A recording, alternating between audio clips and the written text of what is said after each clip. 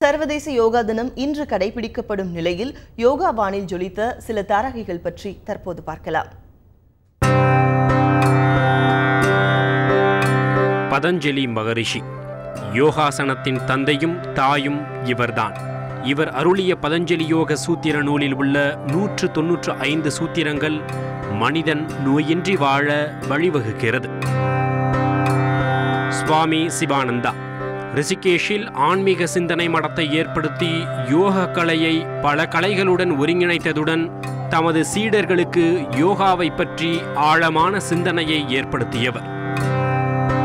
PKS Iyengar பதஞ்சலியின் யோக சூத்திரத்தை 80க்கும் மேற்பட்ட புத்தகங்கள் மூலம் மக்களிடம் கொண்டு சென்ற மகான்.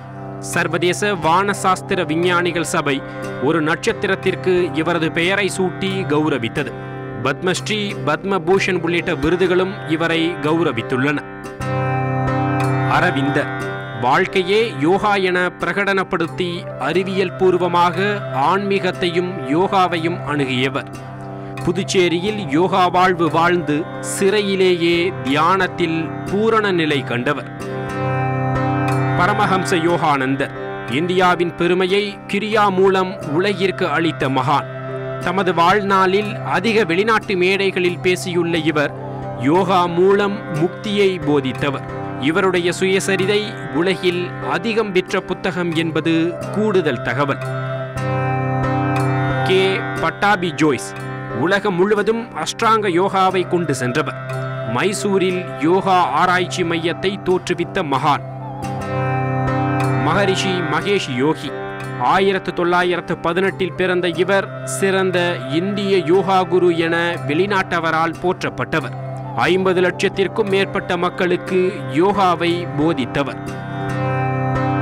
சுவாமி குவலயானந்தா அரவிந்தரின் சீடரான இவர் யோகாவின் ரிஷி என அனைவராலும் போற்றப்படுபவர். யோகாவை உடல் நலத்துடன் இணைத்து இவர் போதித்த யோகா மிகவும் பிரபலம். புனேயில் யோகா ஆய்வுக்காக கைவல்ய தாமா நிறுவியவர். வேதாத்ரி மகரிஷி வாழ்க வளமுடன் வாழ்க வையகம் என்ற முழக்கம் தந்தவர்.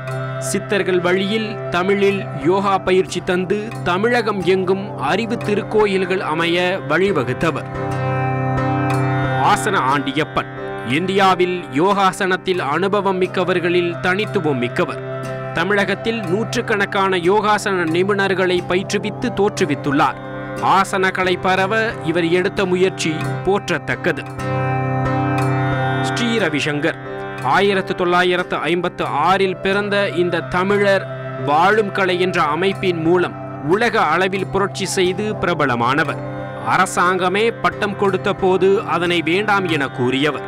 அமெரிக்க, ஐரோப்பாவில் இவருடைய யோகாசன சீடிக்கள் மிகவும் பிரபலம்.